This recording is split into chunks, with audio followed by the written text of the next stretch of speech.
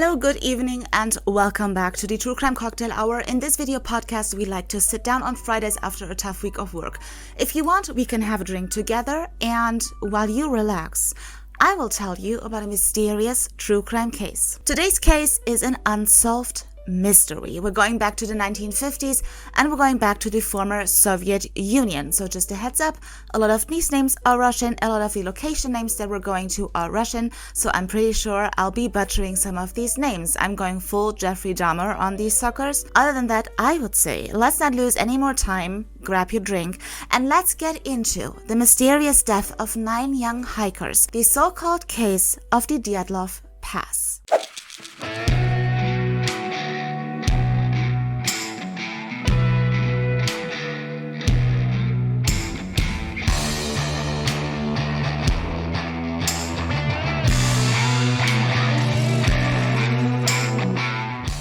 On a cold January evening in 1959, 9 young hikers pack up their things for a long hike. Warm clothes, camera and diaries, 14 pounds of bread and cookies, oats and condensed milk, tent, oil lamp and ski boots. It is already dark outside when the group finally sets off for the train station. 7 men and 2 women in search of freedom and adventure.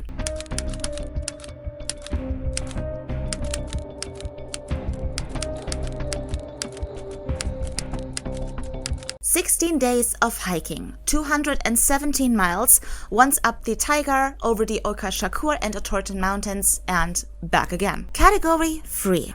Highest level of difficulty. The leader of this hike is 23-year-old Igor Dyatlov. After her surname, this case shall be named.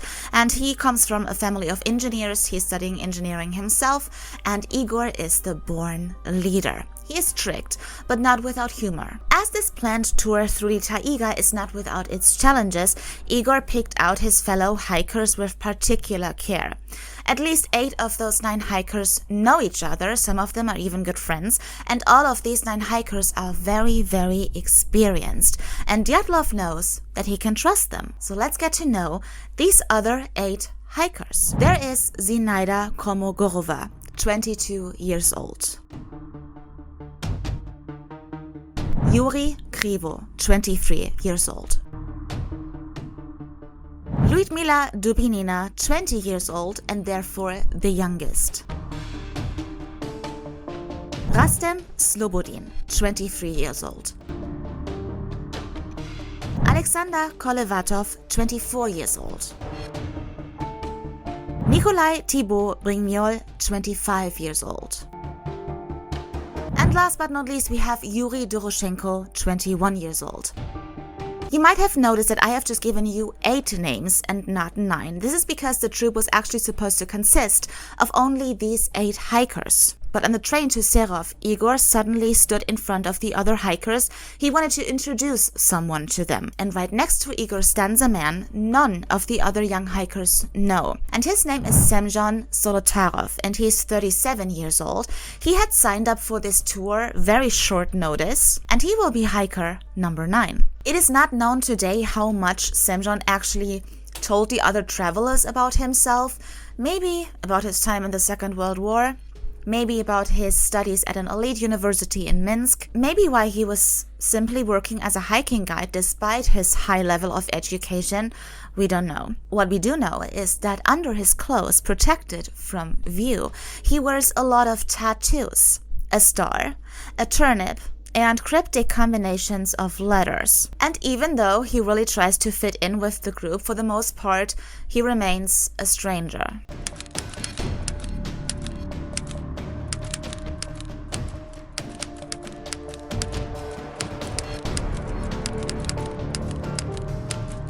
Their train in Serov arrived at about 8 o'clock, and then the next train to Ivdal won't leave until this afternoon, so they got quite a lot of time to kill. So most of these hikers actually just wanted to get some sleep, but they were not allowed in the train station. And so they were just standing in front of the train station when suddenly Yuri Krivo took out his mandolin that he had brought with him and he starts to play, right? And he had just played a couple of notes when a police officer showed up and Yuri Krivo was arrested and taken away.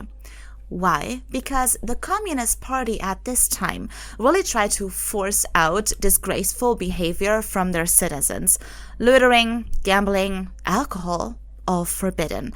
And Krivo actually knows about this, so the others were more than upset about his negligence. In the worst case, the group would be stuck there now for days until police would let him go again. But inexplicably, they let him go only a short time later. No imprisonment, no charges, just a warning. And I'm just telling you this little side story because it will get important later on. And then finally, the group arrives at its destination in Vichai, and everyone is just really excited, you know. They chat and they take a lot of pictures with the camera they brought with them. In the evening, they find accommodation with a group of lumberjacks. There's a bonfire and Eery is playing on his mandolin, of course. A lot of people write in their diaries and the mood just couldn't be better. And on the very next day, the group finally gets going.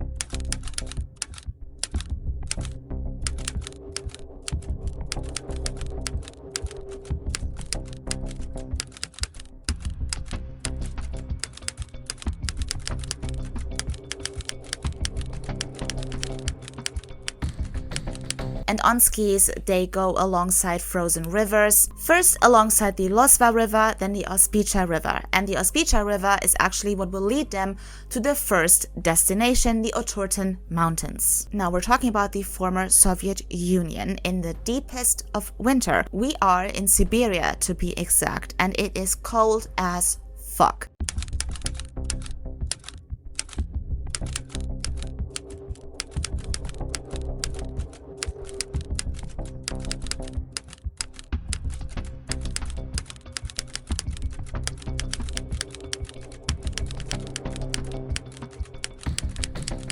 Obviously, as the altitude rises, the hike just becomes more strenuous.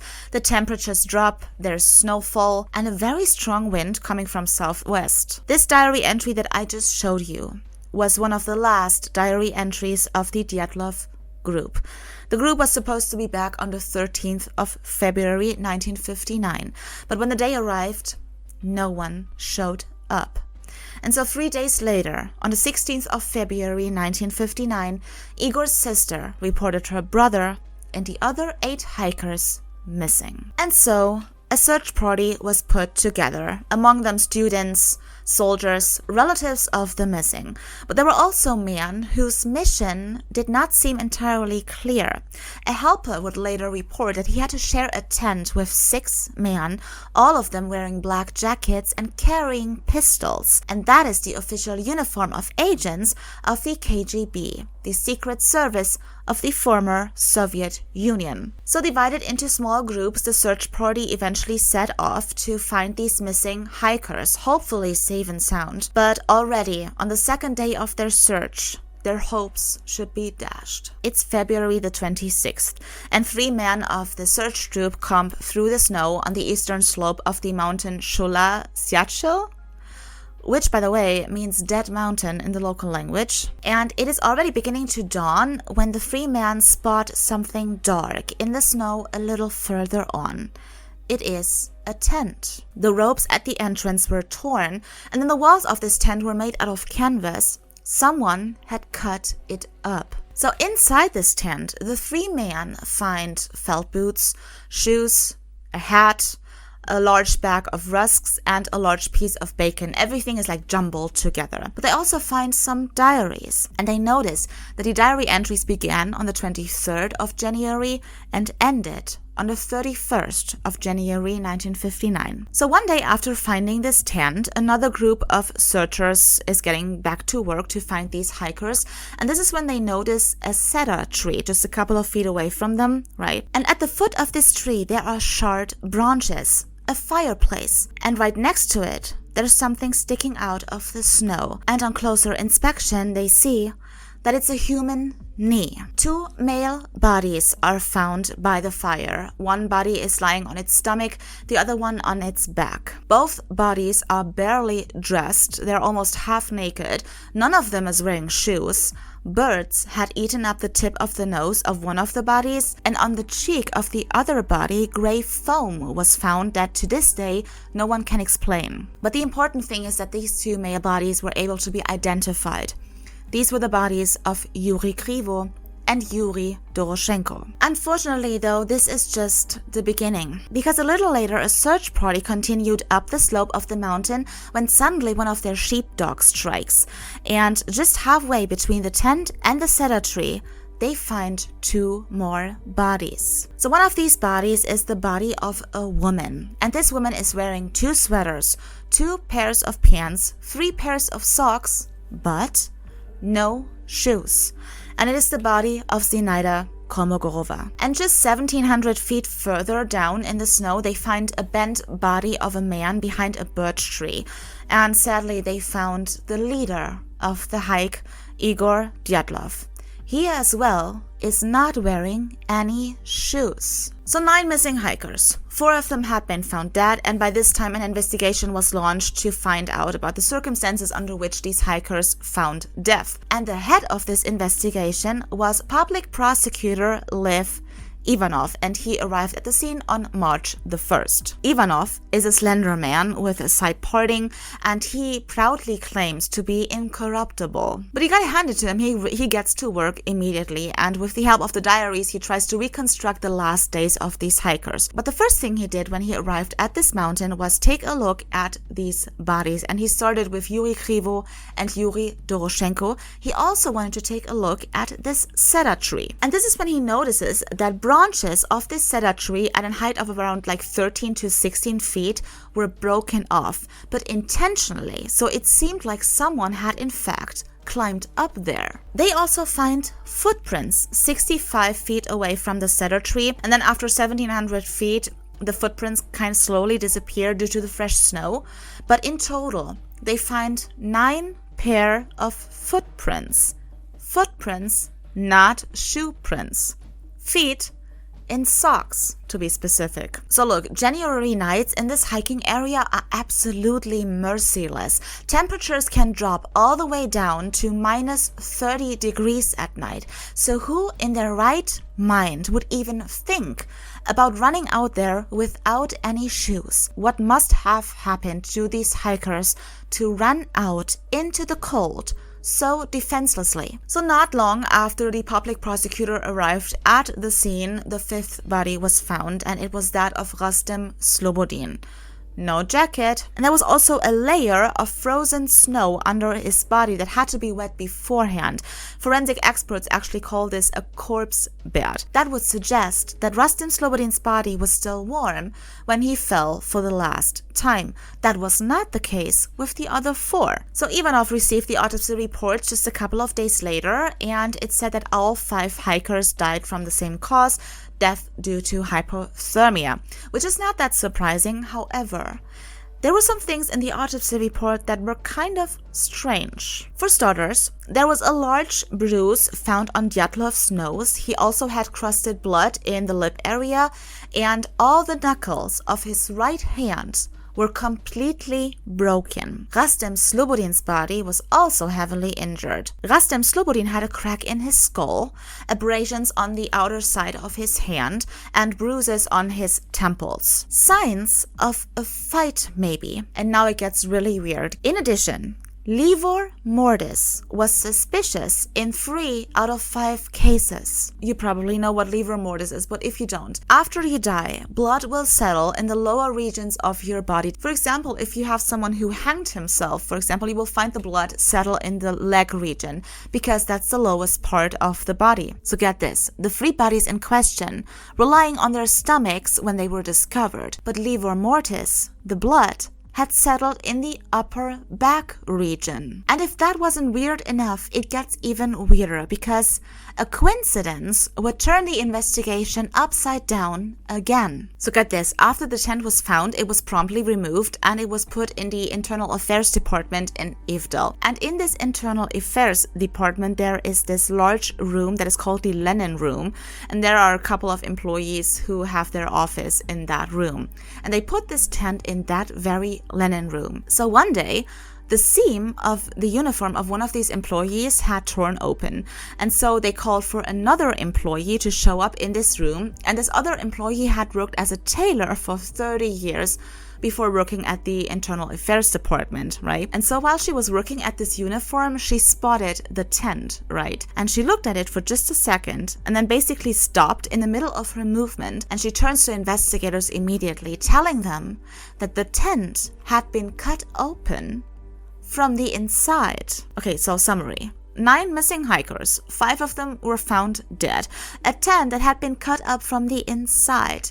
Livor mortis that does not match the position of the bodies. And on top of that, agents of the Secret Service of the KGB joining the search party. Something is not right here. But prosecutor Ivanov is determined to solve this mystery, but then suddenly, 2 weeks after his investigation in mid-March, he was all of a sudden summoned to Moscow, and no one knows why. We just know that later, members of the search team would come forward and say that Ivanov, after he turned back from Moscow, was basically not the same anymore. He changed his entire being. It seemed like he didn't really even care about the investigation, what actually happened to these 9 hikers. No words about a possible act of violence, no more attempts of shining any light on this case. But it gets weirder, because while Ivanov is in Moscow, the 5 bodies found were about to be buried.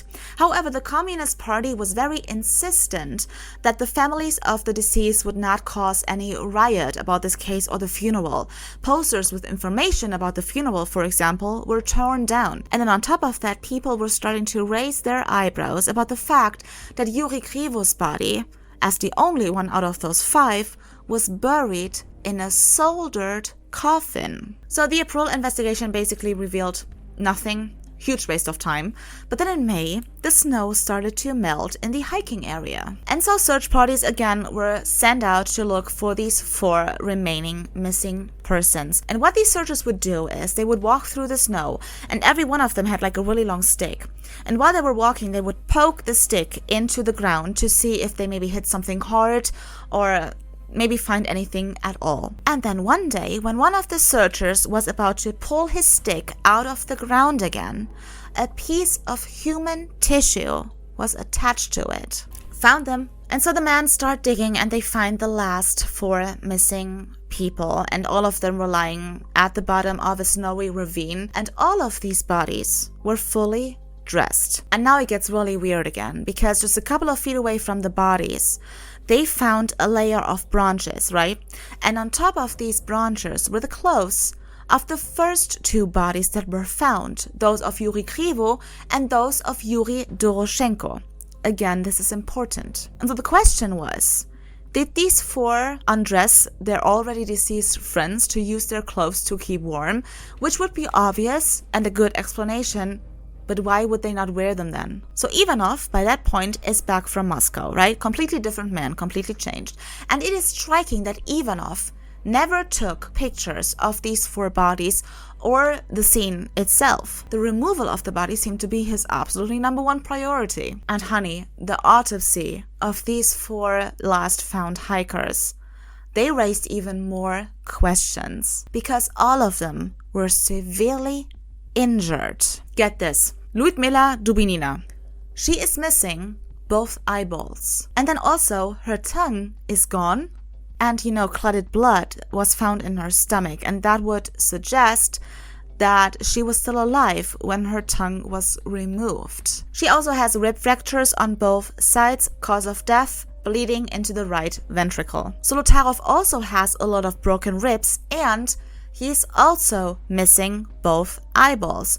Just the 2 of them, not the other 2. What the fuck? Nikolai Thibault-Brignol's skull had several fractures. One fracture actually went from his temple all the way up to his forehead and in between his eyebrows. And Alexander Kolevatov has a right wound behind his ear and a broken nose. And according to the coroner, he's the only one out of those 4 who had frozen to death. Now, you and me, we would maybe look into this a little bit more.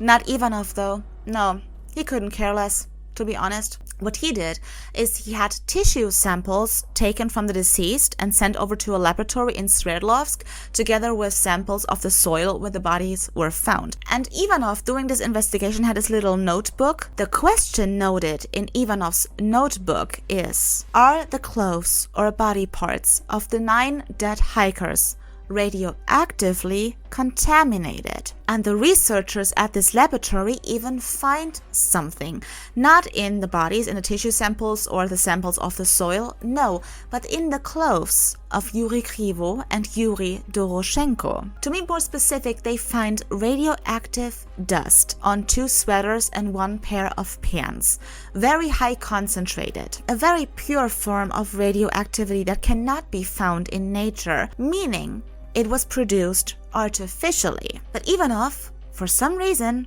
is still not interested in these findings. Instead, he just closes the case. According to him, there was no evidence of a third party being present or any kind of a struggle. Ivanov would instead say that the 9 hikers died of quote-unquote a spontaneous force. So we will now conclude this case by looking at 2 different theories. Theory number 1 says it was murder. Theory number 2 says it was an accident. Now we will start with theory number 1. It was murder.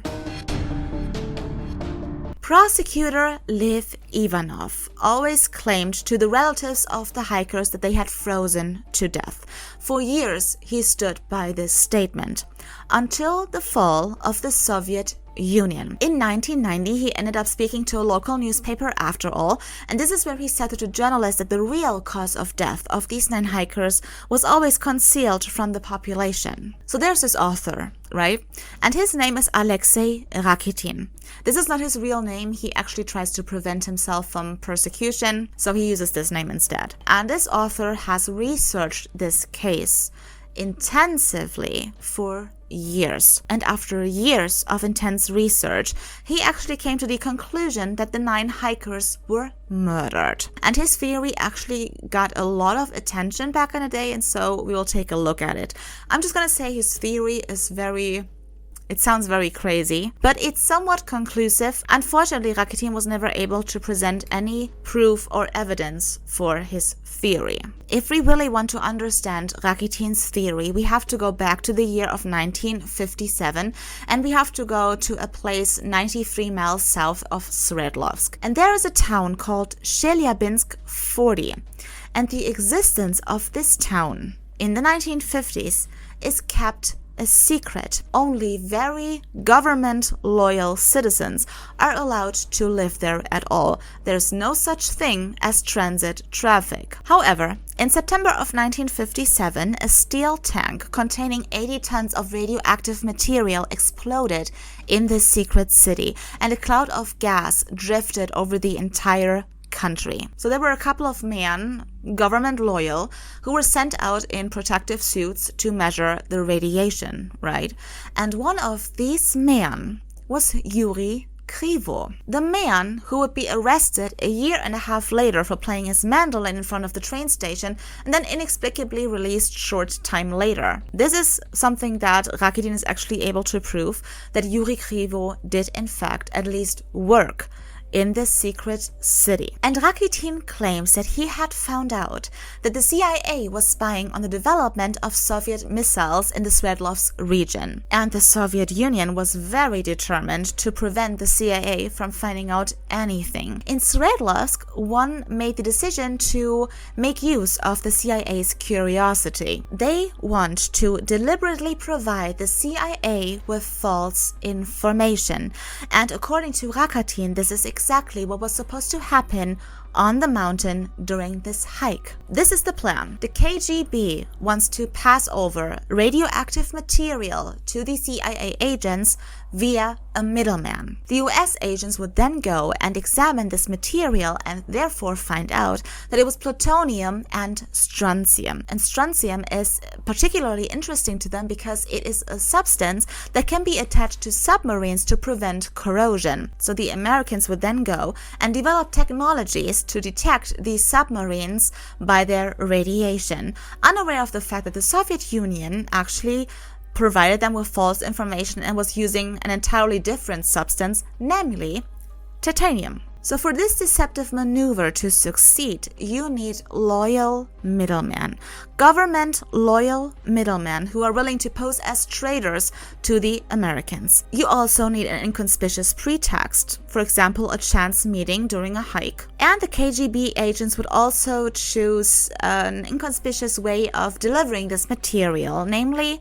2 sweaters and a pair of pants. And Eery Krivo is the one. He will pose as a traitor to the Americans and hand them over the sweater and the pair of pants with the radioactive material that he had secretly smuggled out of this secret city. There are also 2 other hikers who could have been involved in this plan, according to Rakitin, and that would be Semyon Zolotarov, the 9th hiker who joined them on short notice, and then Alexander Kolevatov.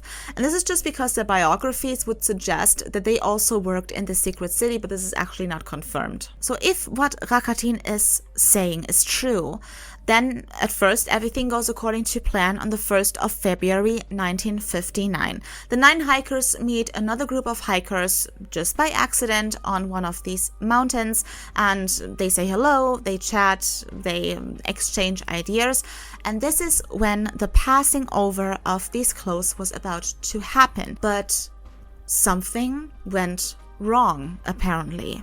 A conspicuous look, a false movement. The CIA agents disguised as hikers realize that they are being deceived. And so a couple of hours later, these CIA agents walk out into the snow again looking for these hikers. And this time they are armed. All 9 hikers have to die, but it cannot look like murder. And so they force the 9 hikers to leave their tent half-dressed without shoes and go out into the snow and freeze to death there. And obviously some of these hikers would resist, but whoever would resist would be beaten up severely, like Djatlov and Slobodin. At least that would explain their injuries. The CIA agents, however, decide to stay behind to search the tent for this radioactive material. And this is when they see a fireplace burning all the way down the hill at a cedar tree.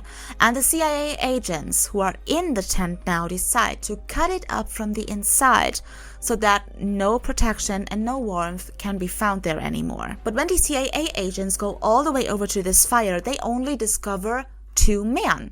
Where are the others? So they actually torture out the answer out of Yuri Doroshenko. Eery Krivo actually managed to climb up this tree, up this cedar tree, but his strength eventually failed him and he fell and he remained lying there. And one would later find his body with burn marks on his leg. Now, to see if he was actually dead or not, if he was playing unconscious or not, the CIA agents would go and hold a piece of this fireplace, a piece of burning wood, to his leg. Therefore, the burn marks, and he dies right next to Yuri Doroshenko. He also freezes to death, just like Djatlov, Kolmogorova, and Slobodin. So now the CIA agents are still looking for the remaining 4, and while they are looking for them, the remaining 4 actually sneak up to their already deceased friends, Yuri Doroshenko and Eery Krivo, and they undress their already deceased friends to use their clothes to keep themselves warm. But this is when the CIA agents discover them, and the situation just escalates. Zolotarov is violently beaten up, as is Dubinina, and maybe she is screaming or maybe she's being cheeky. One of the angry agents actually cuts out her tongue. Nikolai Thibault-Brignol is also beaten to death, hence his skull fractures. Kolevatov is hit in the right ear with the handle of the pistol. They then throw the bodies in a stream where they were found later lying on top of each other. So the KGB man, the special agents among the search party, they were actually there to find any evidence, and if so, destroy it. And they were actually there to find out what actually went wrong during this meeting. So while they are looking for evidence, Ivanov is summoned to Moscow, briefed on the plan, and now his remaining task is only to find out whether the Americans, after murdering these 9 hikers, did take the clothes with the radioactive material with them or not. But when the clothes with the radioactive material were finally found with the last 4 bodies, there was nothing else to investigate. Case closed. A crazy theory. Nevertheless, I have to mention at this point that 3 out of 5 KGB chairmen were dismissed after this incident, and they were said to be responsible for the failure of this meeting. Theory number 2, it was an avalanche accident. The fact that the slope seems to be too shallow for an avalanche actually speaks against it. Also, there were no traces of snowfall found. However, the avalanche theory would explain while all 9 hikers were found scattered around the tent, If they were in fact forced out of this tent by a third party, you would at least think that they would stay together. However, in the case of an avalanche, it would be logical that they were just running out of the tent in panic and everyone was going someplace else. In addition, avalanche accidents are actually not that rare. In Switzerland alone, every year, approximately 22 people die in avalanche accidents. And the prosecutor's original assumption that the slope was actually too shallow for an avalanche was actually refuted by 2 meteorologists in 2021. The injuries to the head, to the limbs, to the ribs, to the skulls can all be explained also with an avalanche accident. This huge amounts of snow coming at you at high speed, they can actually break your skull, break your ribs, and all of this. And when it comes to the missing eyeballs and the missing tongue, some people say that they were probably just eaten by animals. It is still not clear what actually happened in 1959 to these 9 hikers. But I want to hear your guys' thought now. What do you think? Was it murder? Was it an avalanche? Or was it maybe something else entirely? Let me know in the comment section down below. Also, don't forget to hit that subscribe button. And if you don't have any plans next Friday, why don't you meet me here for another cocktail and, of course, another mysterious true crime case. Thank you so much for hanging out with me, and I'll see you then.